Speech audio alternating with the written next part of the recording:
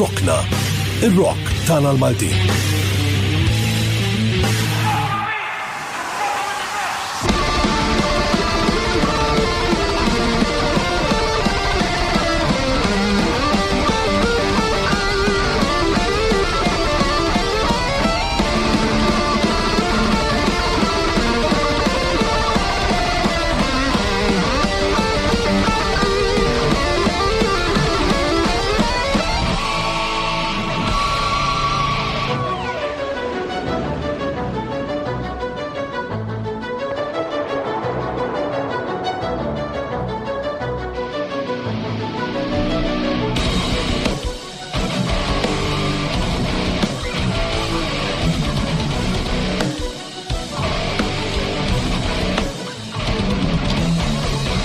Just a place we've been before, a place I know I go again someday.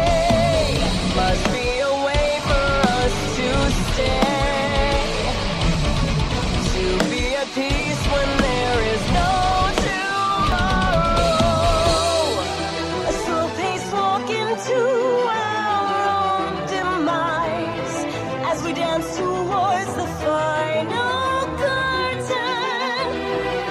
Nothing you can do, nothing left to say, and there is nothing left to save us. Though the world will never end, the truth is lost as our society is poisoning the world. Though the world will never end, all life lost as our society is poisoning the world.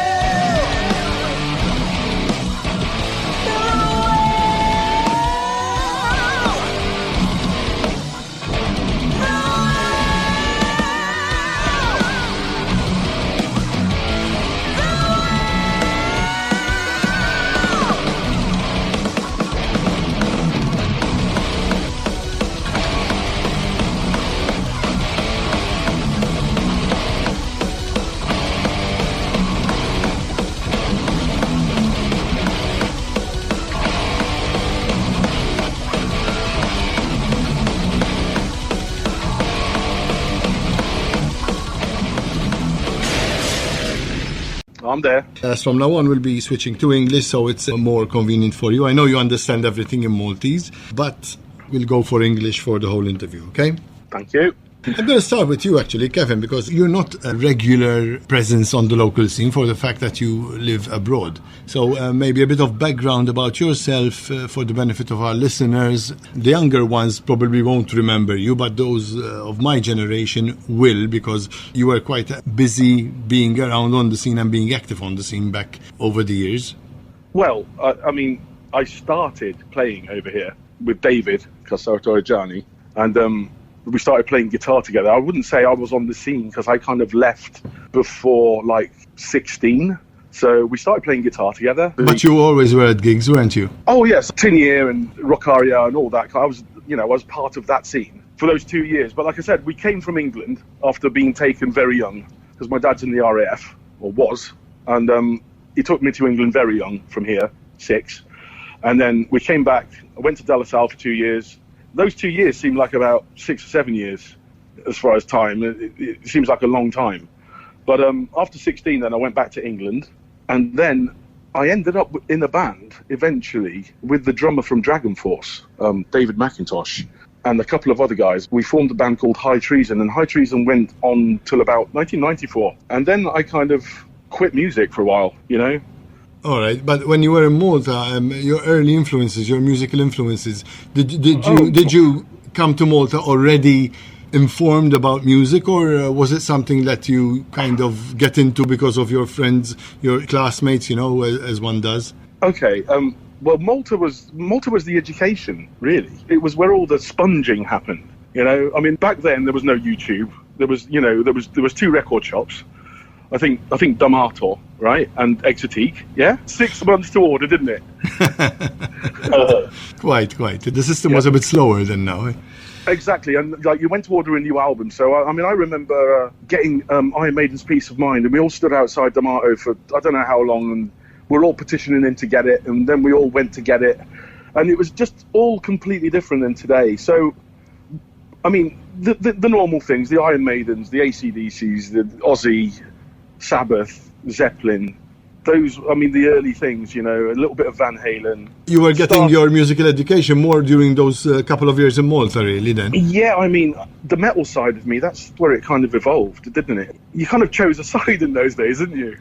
Quite, You know what I mean? So you had the rockers and the... It was more defined. There was no crossover, really. No, there was no crossover at all in those days, were there? There was just the Tinier. There was a lot of bands from the south as well, that were active on the local scene at the time. Most of them heavy metal.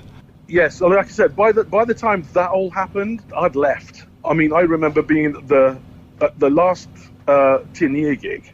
I remember it being B3. God, this is years ago, yeah? That was the last gig on the last summer, because we went back to England September. So that summer, July, August, and then we went back to England September, and I, like I said, I left the Malta scene. I basically went back to England the day, because I remember this, the day that Power Slave was released by Iron Maiden.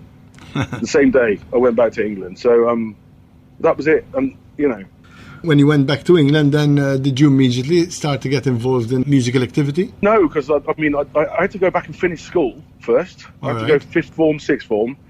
And then, slowly I started getting, going to see local bands and stuff. And I was actually recruited by a guy called Martin Gowler, who was in the local band called Filthy Rich. And I met Dave McIntosh when he was 16, the ex-drummer from Dragon Force. I actually ran him over on my 125 motorbike on the road. So seriously, I ran him over. I crashed into him somehow, some traffic lights, and we ended up talking. And he played drums, I played guitar. Let's do something. We did. This bass player got us together, formed a band because he was older than us. We were just basically kids. So we started playing from there, and that's where the writing evolved. It was like from then on, it was just kind of grew. So, High Treason were then together for maybe 8-9 years. It's a good run. Yeah, until Dave left to join Bal Sagoff and then Dragon Force. So this was part of the growth of his career, basically. Absolutely, yes. Foundation. Yes. High Treason was your last active band, or were you doing something else after that? Remember I came to you? Yes. About 96 or 97, was it, maybe? And I joined a band in Nottingham, and we did an EP. Oh, was that Catfight? That was Catfight. That was Yes, a yes. glammy, a glam band, which I was kind of like, I was initially forced to join, type thing. I was like coerced, and then I ended up enjoying the time there. So I mean, obviously glam not being my thing, but I did it for a while, and that was cool. And that all disbanded in about '98, and then I went on to other things. Breeding cats being one of them. All right, not music related, basically. All right, not musically related, no. So you took a break from being totally immersed in music, To just not being immersed at all. or just listening to it. Exactly, yes. All right, and Kurt, I'll turn to you now. Yes. We've had you on the show before, so obviously there's a bit of Yes, knowledge exactly. about you, but you're quite active in a lot of things. But again, for the benefit of our listeners, perhaps a word about how long you've been active in music and what got you interested in becoming a musician, a guitarist, because that is your main instrument, so to speak. Although, as we'll find out later, there's more to you than just the guitar. Well, you invited me last January, in fact. We were doing the program for promotion, I think. It was a gig for car. It was Exactly. 80s like side project that I have, I'm involved in a lot of things. So, yes, that's one of them. But yes, as you said, I'm mainly a guitar player. I've been playing for 13 years. I started studying classical guitar just because I didn't have enough money to buy an electric guitar. I always wasn't interested in rock, metal as well. So yes, basically that's how it started. I started learning classical guitar, classical music. And yes, after 2 years, I bought my first electric guitar and started, learning rock and metal. And you joined the local band eventually. I joined my first local band in 2011. It was called Point Blank with Steve Farrugia. I think you know him. Steve Farrugia from Hunting Cane?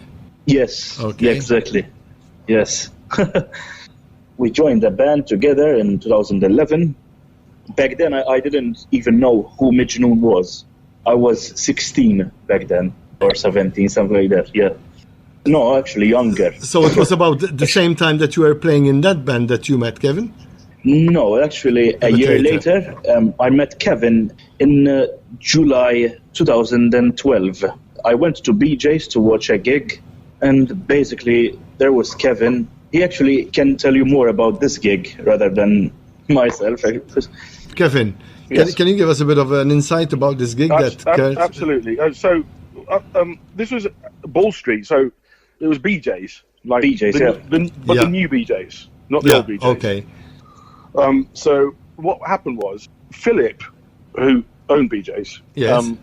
he asked me to put a band together to play a gig at BJ's. And I kind of took a step further, and I was like, we should make this like a collection of local musicians, and especially like give the kids a go, So we did a set eventually that would comprise of like covers, and just to give people a chance. We had like multiple singers. I think they're doing that these days anyway. Yes, it's evolved into... Somebody's carried this on and, yes. and is doing it It's now. become a branded thing, actually. Yeah, we started this in 2012, like I said. But just to focus on Kurt, right? It's quite a funny story because at the time, like I said, I wasn't really... I just started playing again, to be honest. I mean, seriously. As in, I picked it up again. So after quite a long time off. So my cousin Ian Zerafa, who's in Mojo, with Okay. Jody, Heckin label, they were there outside BJ's. Let me get this right. So Ian said to me, he goes, "You got to meet this guy. He's like a young up and coming Maltese guy." And at the time, I was sick and tired, seeing these young whippersnappers on YouTube, and I was like, "I'm not me. Tell him to go away. I'm just not interested." It was one of those situations. It was like, I don't need any more, guys running rings around everybody, when they're 12, So, but weirdly enough, we had this connection. I did eventually meet him when we had this connection, and it wasn't like I thought he was going to be. And like I said, there was Kyle as well, right? There was a couple of other young guys that were doing this. So we had quite a lot of people on stage. But eventually, yeah, I mean, we kept in touch after that, didn't we? Kurt can take it after that. Yes, actually, I asked Kevin if he can have me on one of his gigs, and he actually organized one on Independence Day, actually, 21st September 2012. Oh yes, okay. I forgot that one. Yes, and we went to play at BJ's for the first time. Together? Yeah, that's together. Yep. Yes. I think, we played Enter Sandman, I think. Something like that. You even remember what song we played? Yes. Kevin obviously doesn't. Yeah, right? And that's basically how it started. Yeah, we started talking about music, and, of course he left to the UK back, so... All right, that was that first kind of working together, but just it wasn't meant to be an ongoing thing. Maybe it was meant to be a one-off. Just a friendly, gig. All right. Yeah, because then we did Tafra Ben, didn't we? 2013. A year later, yeah. 19th July. Was that 2013, am I right there? 13, yes. All right, so you had kept in touch all that year? Yeah. Yeah, pretty much, but not as intensely as we would do eventually, if you know what I mean. It was like, casual messaging. Exactly, on Facebook. And then, let's say, 2012, 2013, 2014. It's the year when I went representing Malta and the Eurovision Young Musicians. Yes, I remember that. Yes, I actually debuted the first time as in Malta, taking part of the contest. Yeah, back then I was in contact with Kevin as well, but again, casually. So I think it was a year later that we started getting closer. We did a reunion gig at Cross Keys. Yeah, that's right, yeah. 2015, in July as well. Always July, Kevin. Well, because it's summer, isn't it? Look, when you live in England and it rains for 10 months out of the year, you need a month off. So it has to be July. And July's my birthday, so I always come here for my birthday, I'm not spending over there. You've got to be joking. And yes, we did a reunion gig 2015, and I started traveling alone after that. I was still young back then. Mummy and Daddy will let him travel on his own after that. Exactly. I started traveling alone. I went to Slovenia, actually, and then, of course, Kevin invited me over to England, to Nottingham, at his house. He told me, now that you're traveling alone, you can come at my place. We can jam together and, maybe work on some tracks. And that was the idea. So that was when you first started thinking about, we can do something together, like okay, work.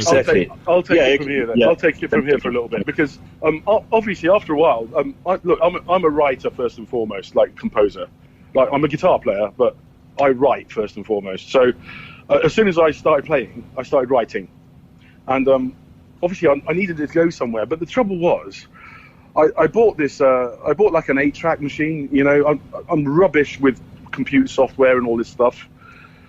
So, but the world was heading in that direction. Like it was already well in that direction by those times. Pro Tools and Cubase and all that kind of stuff. I know what it's called, but I don't know how to use it. So I met a guy that said to me, if you've got the material, I've got the knowledge to be able to put it down. And I was still a bit skeptical, but I was like, how is this guy going to basically read cuneiform, and then translate it, or read hieroglyphics and translate them, from this old archaic guy, and then translate them into this modern language, which is computer language. So he basically sat there. It started. We said, let's do one track, and he had to decipher what was in my head. Yeah. and put it on the. Now, it was just us. There was no drummer. Okay, so there's no other instrumentalists. It was just us two. Which makes it a bit simpler as well. Well, yes and no, because, like, for instance, the drums. I'm a frustrated drummer, all right, which helps a little bit. So I can make drum parts, right? But I still don't know how a drummer plays them. I was still doing stuff where it's like he's got 3 limbs, you can't do that, right? So we have to learn all this kind of stuff and do it note beat by beat, note by note. And that's where Kurt came in. I basically just dictated and Kurt would put them down. We use my PC. This is in my front room.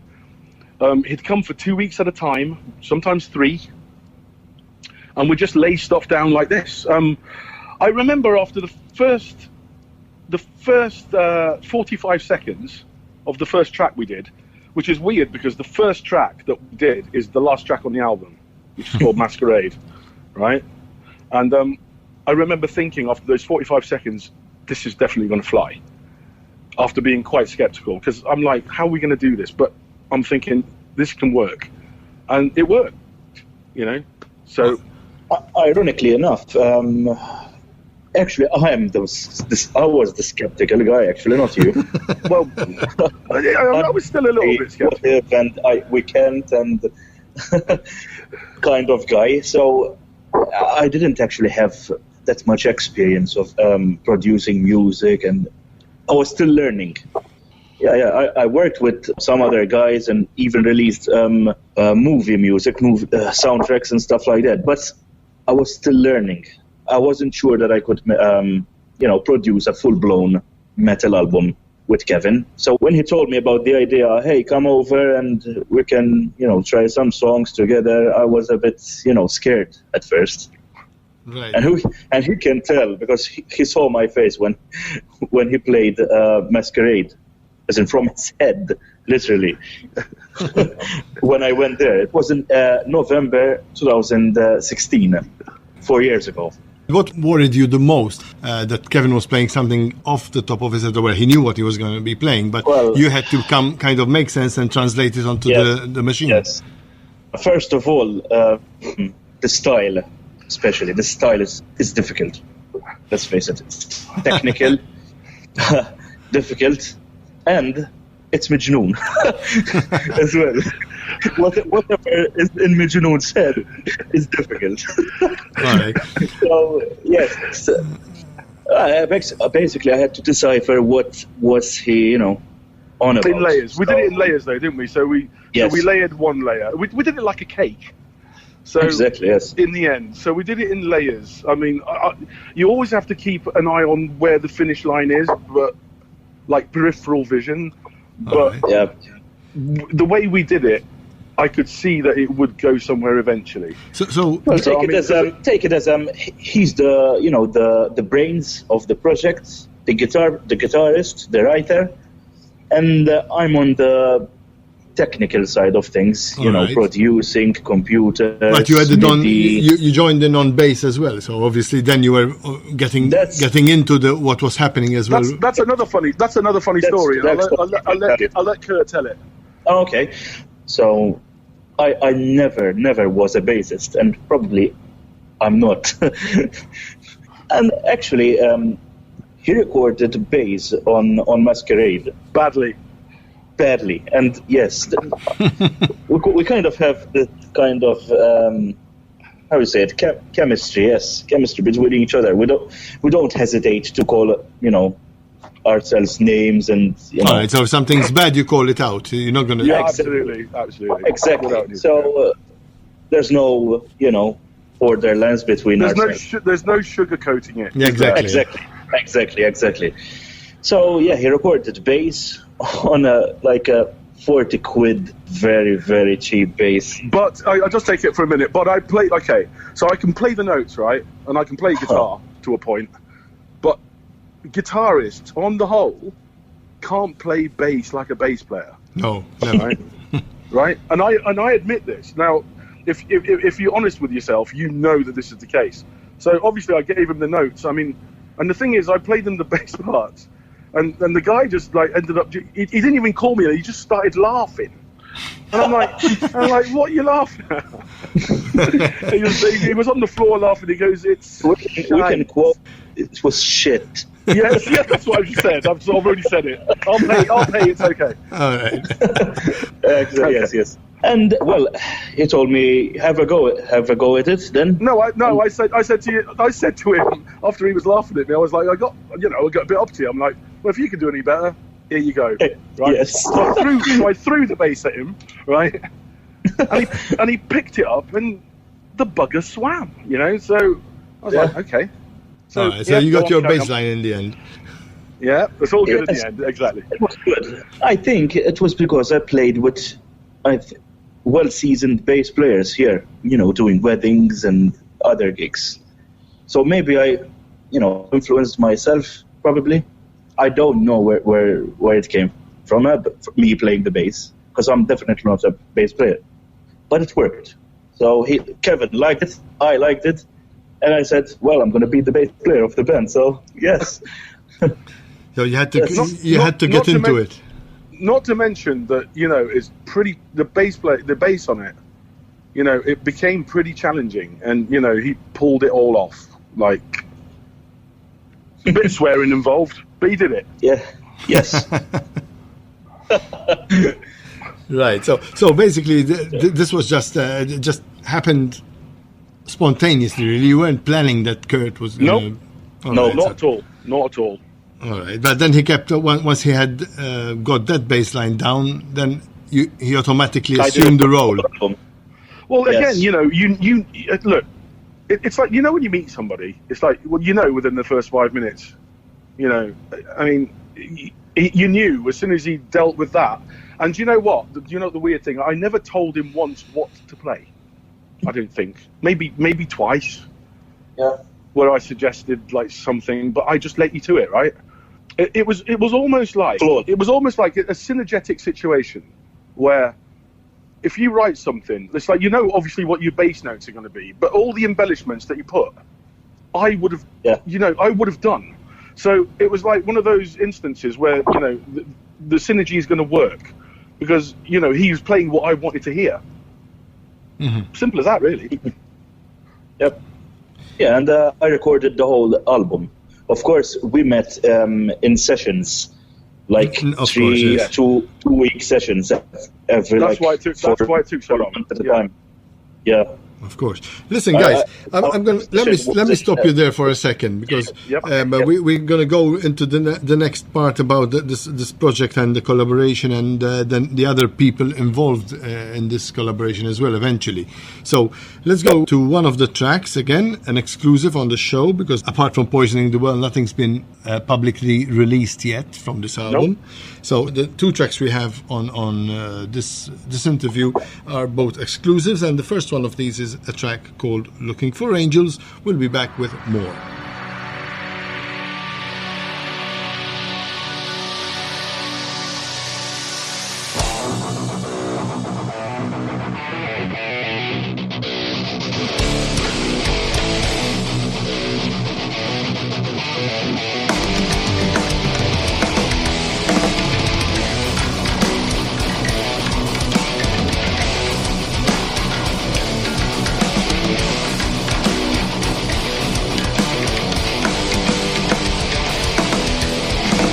Riding on the subway, no destination in my mind. Aimless in my questing, is there time? Swarming all around me, no enlightened design. Discovering a pathway divine. I've been searching all my life to give value to this universal stage. I have spent the best part of my life looking for angels in the celestial places above, a guardian of all that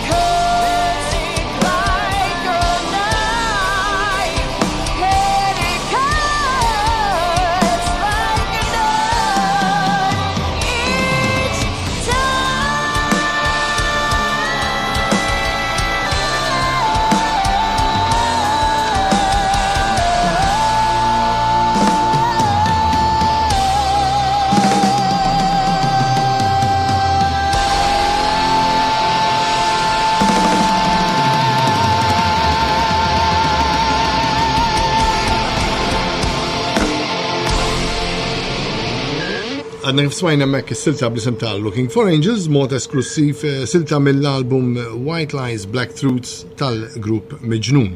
U nfakkarkom li miegħi fuq il-linja għandi lil Kevin u lil Kurt, żewġ membri prinċipali ta' dan il-grupp. So, guys, before we heard that song, you were talking about how you eventually, the two of you, got round to recording the music on this. But obviously, besides the music, there's a vocal side to it as well, and the lyrical side as well. So somebody has to be writing the lyrics, because Kev, you write a lot of the music and the arrangements.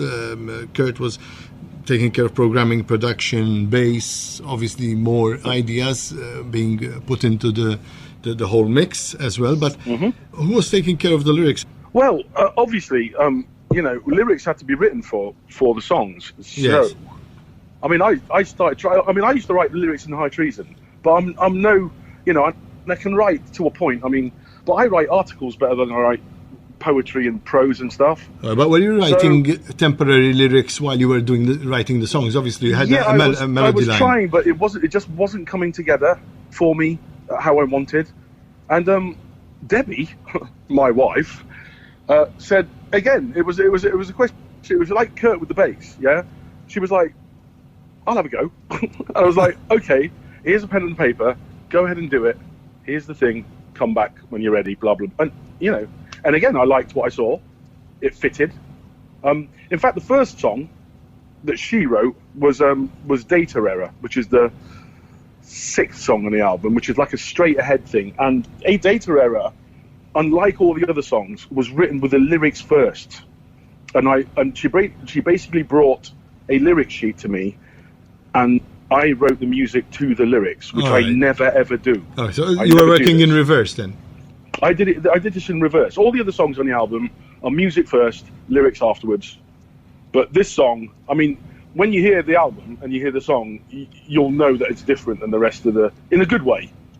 And it needs to be different because, an album needs to be variable. So after that, I would sit down with Debbie and I would hum melodies, and she would write words to the melodies. Again, there'll be many months of swearing and fighting, and that doesn't have enough syllables, and this doesn't go over there. And yeah, of course. The exchanges obviously regarding the actual work, no? That always happens. I think she did like an absolutely incredible job. Weirdly enough, the album musically is not a concept album, right? But when you take it lyrically, and it wasn't meant to be this either, but it's weirdly the way it fell together. It is kind of conceptual lyrically. So, yeah, I'm just really, really pleased with it that she was able to do that. Right. Absolutely. We were right. Originally, it was a male vocalist we were looking for, because it's metal. So. You can have metal with female vocals. No, I know, but I was specifically looking for a guy. All right, what you had in mind. Yeah. And I had a Bruce Dickinson, the Russell Allen type guy in mind, and we got a couple of people interested. We had a South Korean guy who had a very good voice, but just didn't work out. We had a Greek guy who's quite famous, who again didn't work out, and then. You know what? I was about to throw it all in. I was like, because for me, after doing all the music, I said to Kurt and to Debbie, and I said, if the vocalist isn't up to scratch, I said, we might as well just chuck this in the bin because it won't fly. Yeah. Right. And the vocalist had to be on top of this. And I went to a site. I just, trolling the internet.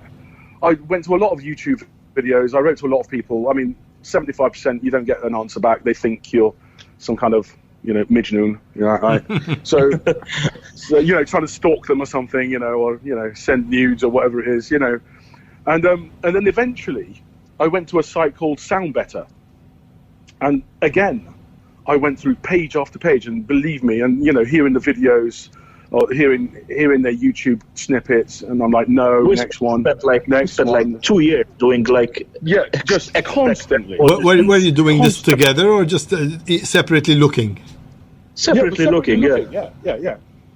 And I was about to give up. I honestly was about to give up, and then I stumbled upon this girl Leanne, and I heard her first clip, and as soon as I heard that, I knew. I was like, okay, I messaged Kurt. I was like, we're not looking for a guy anymore, we're looking for a girl. And he was a bit skeptical. You know, he's like, are you sure? I'm like, listen to this. And we listened to one of her demos, and he was like, yeah, it might work.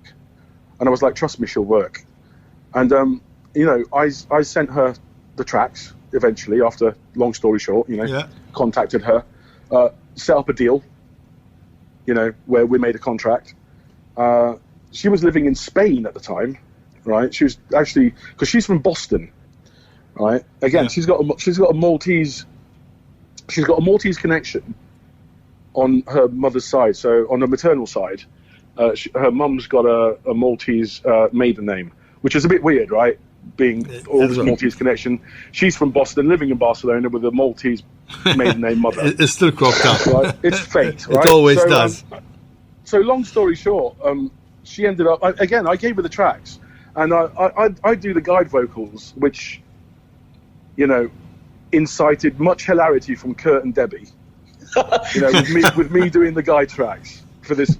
And you know what? I gave her these horrible guide tracks.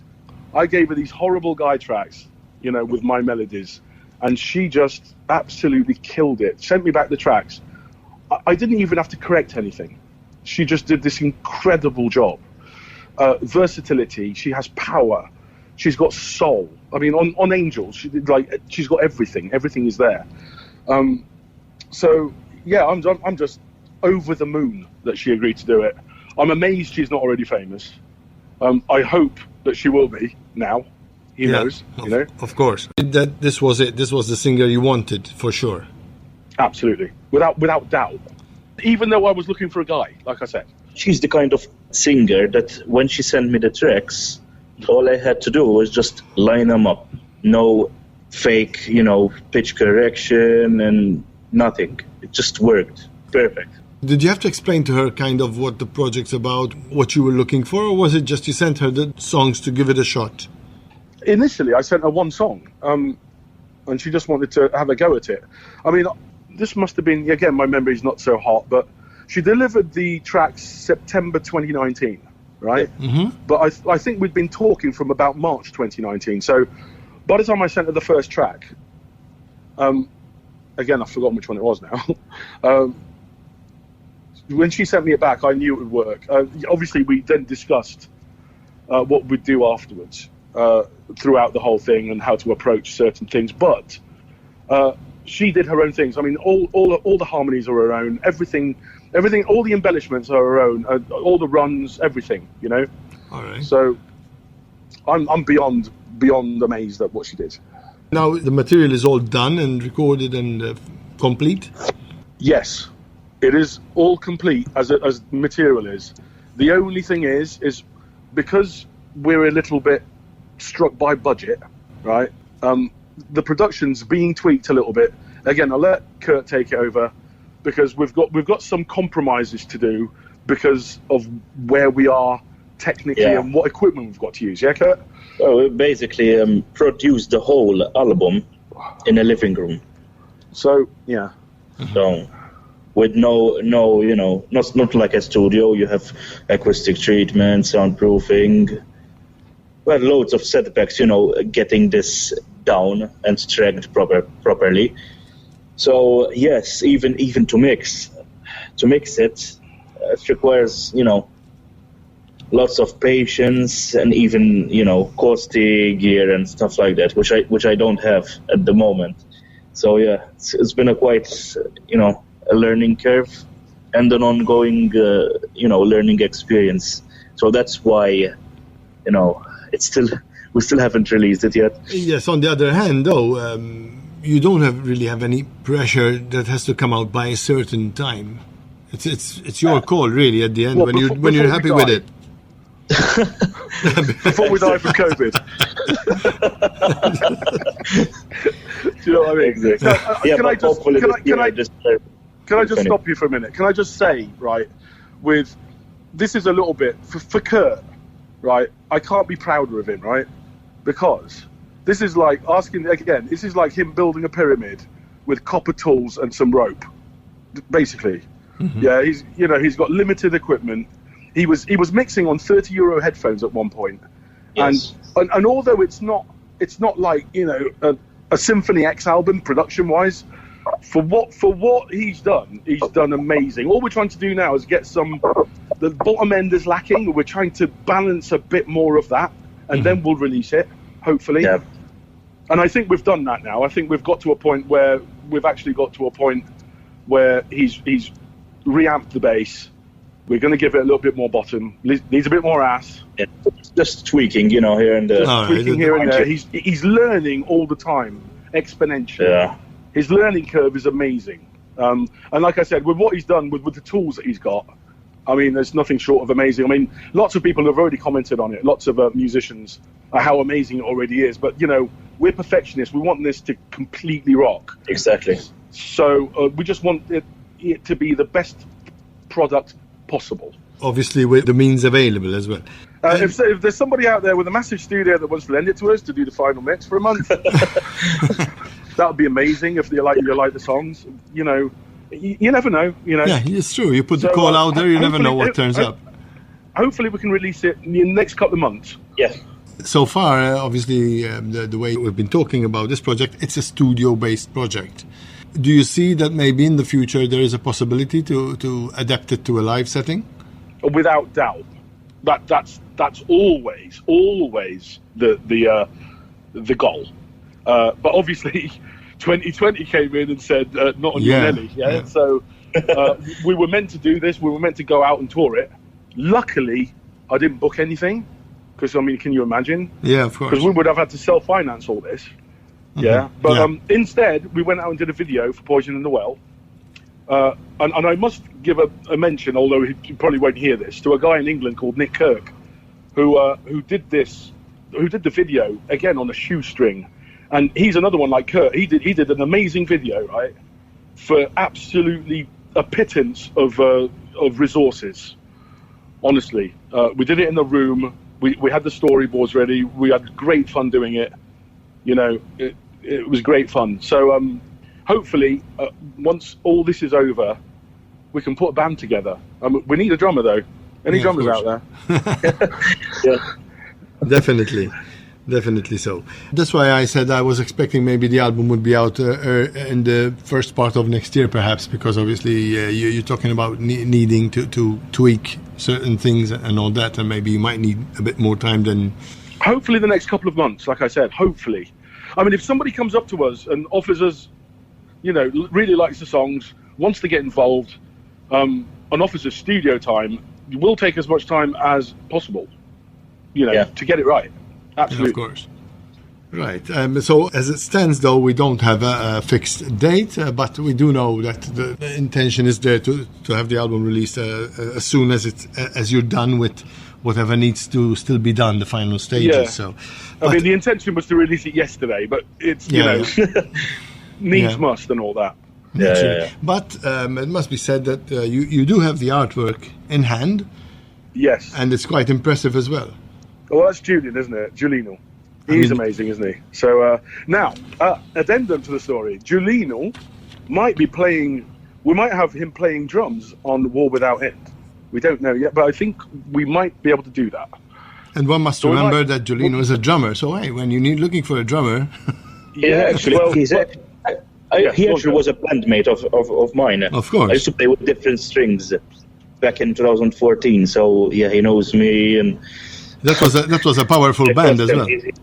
Yes. And he's an amazing drummer. So why not, include him, maybe, in our project. Well, so far, his participation by way of his artwork is definitely really wow. Top quality stuff.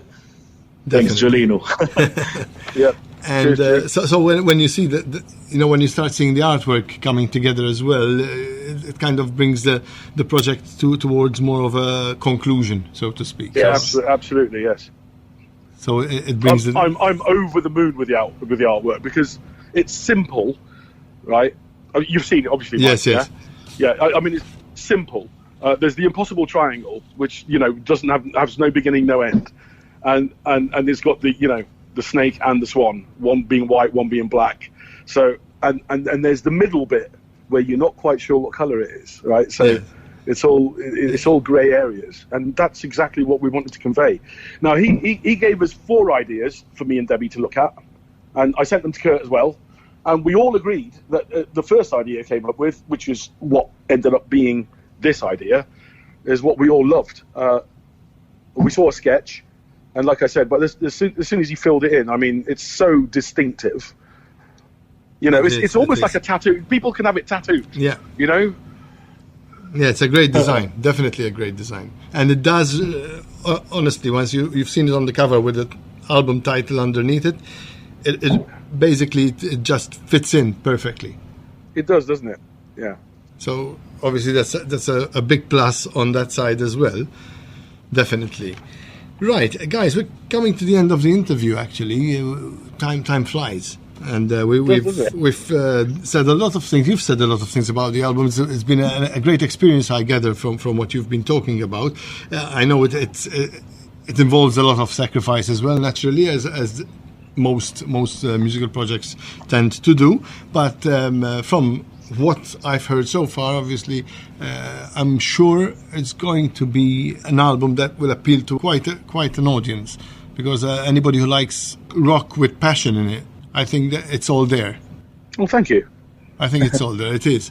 And the first track that you released, I think it's got a good reception as well from local followers as well, who got Has into... it really?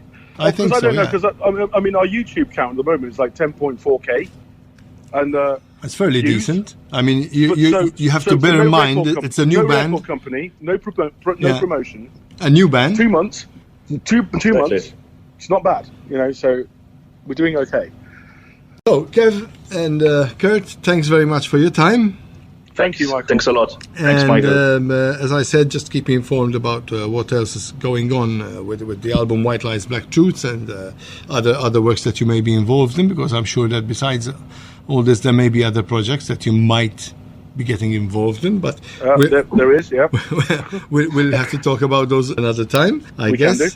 And perhaps we can just give a website, an online site where our listeners can head to keep themselves informed about this project. Okay. Well, at the moment, I mean, I have registered Midgenuun.com, right, as a domain, but there's no site yet. All right, so it doesn't point to Facebook or whatever. Okay. Obviously, there's my personal Facebook. I mean, I will make an artist page, but I'm a bit reticent about making it because it looks a bit, you know, like I'm jumping the gun. But if there's enough interest, eventually, we will make an artist page, you know. So hopefully, I don't know. I mean, I'll see how it goes. I'll see what the reception's like. I think you should go ahead and do an artist page. I mean, there's a video on YouTube. You think I should do one anyway? Yeah, because there's a video on YouTube already that has to link to that as well. And once you start posting stuff on that page, you just gather momentum through that. Okay, let's do it. You know, a personal page is always going to be a personal page, so you're going to post other stuff, Yes. like you in the sun in Malta and all that, you know. All that kind of stuff. It's a matter of weeks because we were working on the music. We weren't actually thinking about, you know, Yeah. promotion. But and Yes, if anybody calls us pretentious, we'll just say it's Michael's fault. Yeah, He's you the one who can. suggested it. Don't worry. But honestly, you have a song out there. You have a great video to it. The rest of it is very promising as well. So why not launch the page now? Exactly, yes. Absolutely. Okay, we'll do that. Great. All right. When I do see you, Michael, I'll bring you a bottle of wine.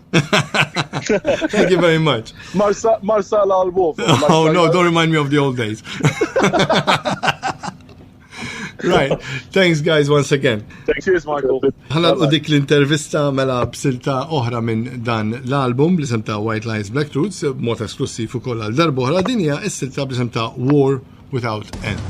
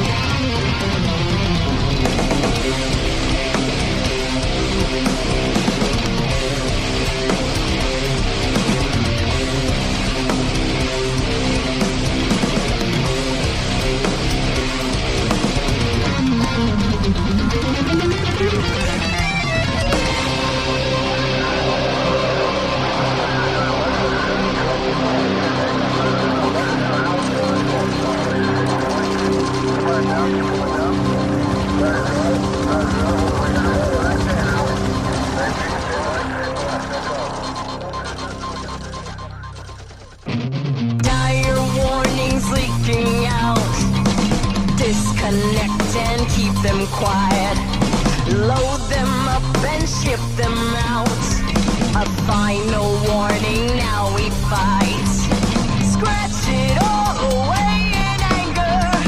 Keep them in the dark forever. Impotence, awareness, mindless, violence. Scratch it all away in anger. Keep them in the dark forever.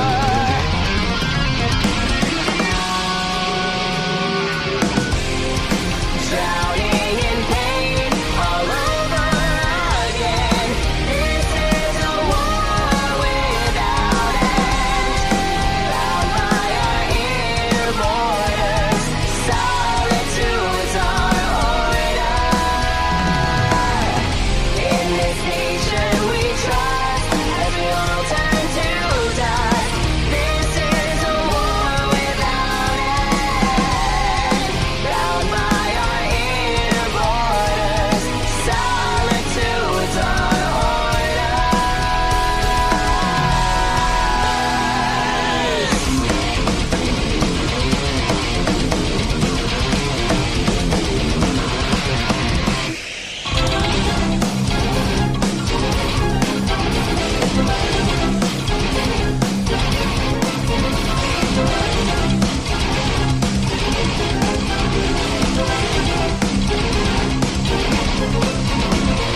One step in front as we march towards its ending end, to our agony. No one will see and no one will care about what's happening. Stand tall with arms, take aim and die. Now is your chance for release. Don't turn back now and repeat it again. This never ending hell.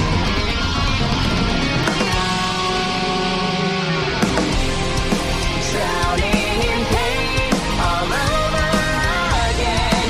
This is a war without end. Bound by our inner borders, solitude's our order. In this nation we trust, as we all turn to dust. This is a war without end. Bound by our inner borders, solitude's our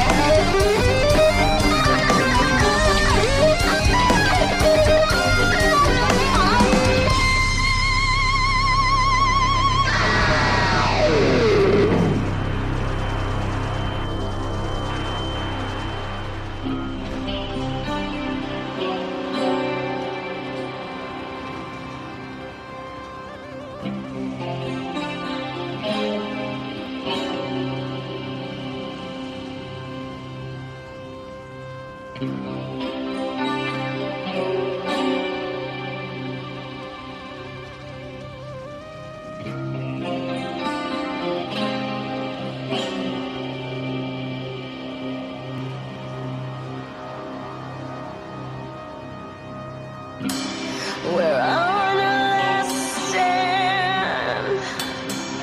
a breathless air, a burning weight. All around is a hell that one can never know.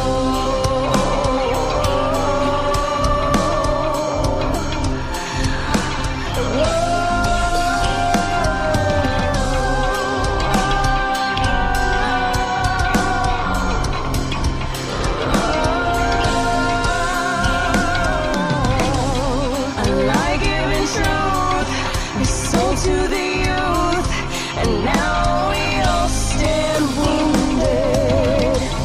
No peace to be had, only despair, with no one left to matter. A distant reaction to the fate in store. Afar off, but that whisper hopelessly on.